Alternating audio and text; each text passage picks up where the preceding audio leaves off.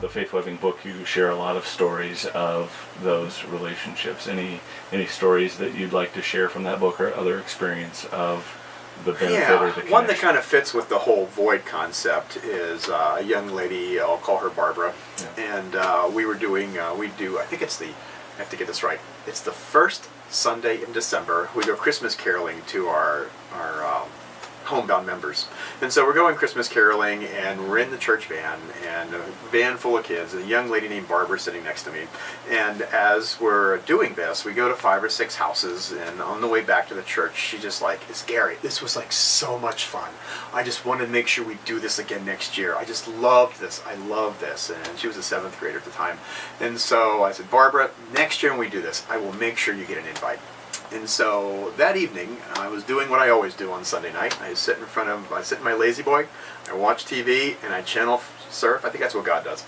And I just channel surf, and I'm just processing my day. And I'm thinking, Barbara just had a great experience. Why am I waiting a year to have this experience again for her?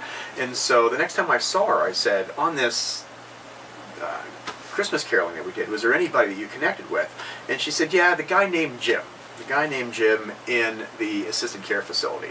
And so the next thing I know, I'm talking to Barbara's parents, I'm talking to Jim's family, and everybody was okay with it. So Barbara starts to visit him on a monthly basis, all through 7th grade, all through 8th grade, all through 9th grade. She gets to the 10th grade, and she got the car keys and the boyfriend and the job. Wasn't quite going as much, but she was still going.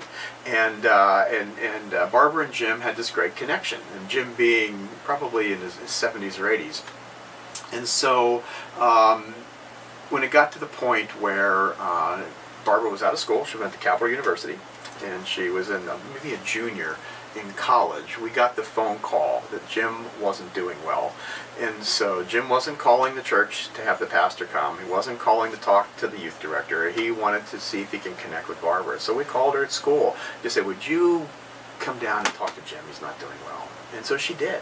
And Barbara and Jim had this marvelous closure experience on their relationship, because they basically knew that was the last time they were going to see each other. And so a few weeks, maybe a couple of months later, Jim passes away. And I'm doing what I do every Sunday night, is I'm sitting in my lazy boy, and I'm just kind of channel surfing, and I'm processing my day, and it all of a sudden dawns on me that the reason this worked is because Jim did not have a granddaughter age person in his life, and Barbara did not have a grandfather age person in her life. And we had accidentally filled a need, a relationship void in the two of them. And so for us, that's where Faith Webbing really took off. So this has been quite a while ago.